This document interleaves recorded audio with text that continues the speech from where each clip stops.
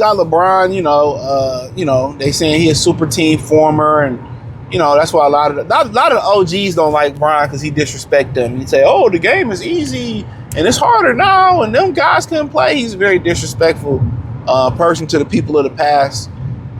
He don't respect past supers, and that's why you'll see a lot of them don't like LeBron James because he don't pay homage. You notice Michael Jordan, he pay homage to all the guys that came before him. The way he spoke like he was raised with two parents. You feel what I'm saying? But the whole LeBron super team narrative.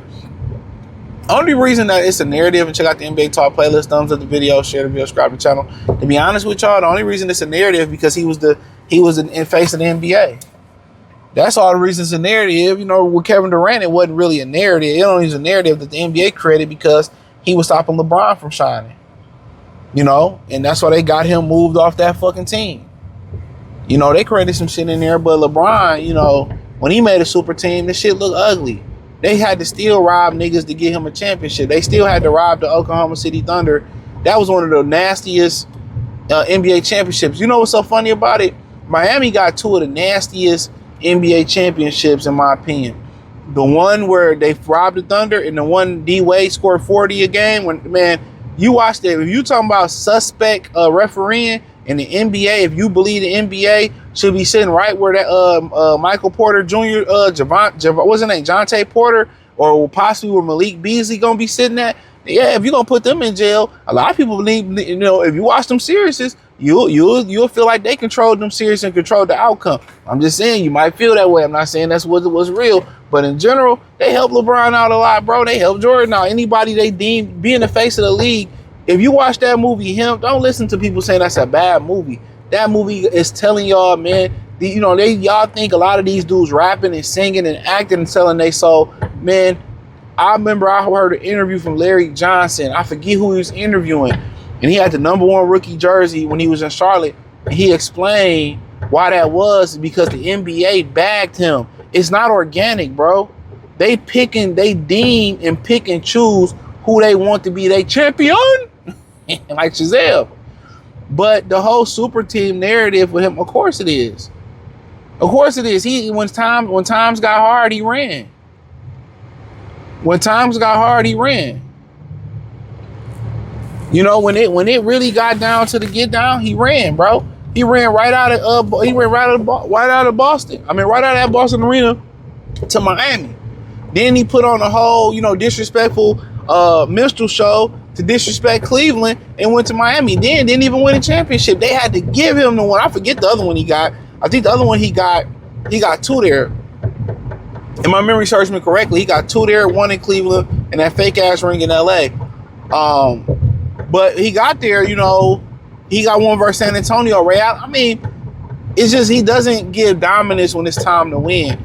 But the super team narrative definitely fit. When you the face of the league and they deem you him, and you go ask the team over Dwayne Wade and he had to teach you how to win, ain't nobody trying to hear that, bro. You couldn't stay and wait Boston out. They was getting old. They was old when they got together. People call Boston a super team. Everybody got traded there or was already there. Rondo got drafted there. Paul Pierce got drafted there. Ray Allen and KG got traded there. They didn't get together. They didn't get together and huddle up and say, "Oh, no." Not like Wade and Bosh did. They did that. They did that years in advance before they actually did it. So the super narrative team fit, man. And then he creates these super narrative teams and he doesn't compromise. He wants everybody to conform to LeBron. If you can't play with, he's not going to fit his game with you. That's why Kyrie didn't like playing with him. That's why Luka didn't like playing with him. That's why Bosh sacrificed his whole game. Dwayne had already been Dwayne Wade, but he sacrificed his game.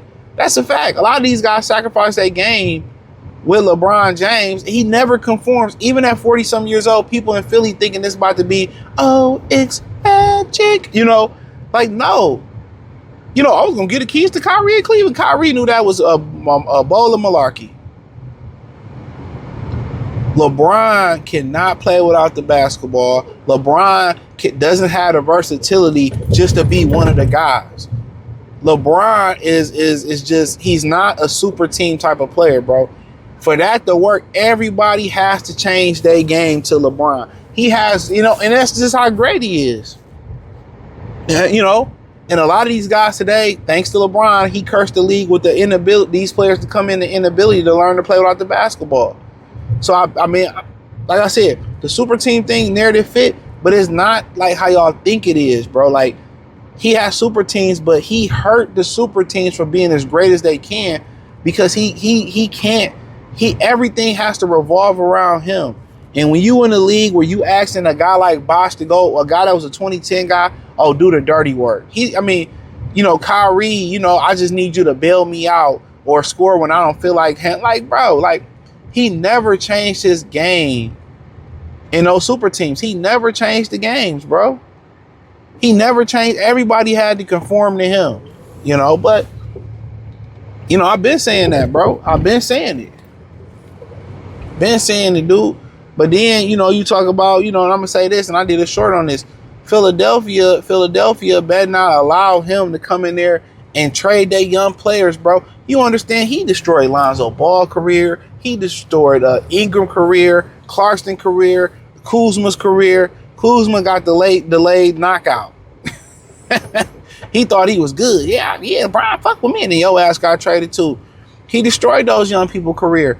Andrew Wiggins didn't even have a chance. As soon as he got there, they traded Andrew Wiggins away for Minnesota to the Minnesota Timberwolves. Kevin Love. Kevin Love was a 2020 machine. He wasn't, man. He made all-star teams in Cleveland just based off how many games they won. To be real, Kevin Love wasn't no fucking all-star in Cleveland. Kevin Love wasn't no all-star outside of Minnesota. And I say that with all due disrespect. You know what I'm saying? With all due disrespect, I say that shit with, bro. Like, bro, like let's keep it a thigh wild bow wow. I'm telling y'all what's real, what's really real, bro. I'm telling y'all, LeBron is a team killer. He don't want to develop his young players. He hurt his young players. He don't make them better. He get rid of them. If Philly, y'all let him get rid of Edgecombe. Y'all let him get rid of Tyrese Maxey. Y'all let him get rid of some of them young guys, the LeBaron, Filano. You let him get rid of some of them from them. Oh, y'all gonna regret it. Y'all gonna regret it. Ain't no championship coming with no 44-year-old old ass nigga and Joel Embiid non-playing ass, like non-healthy ass. If anything, they need to be trying to get rid of Joel Embiid ass.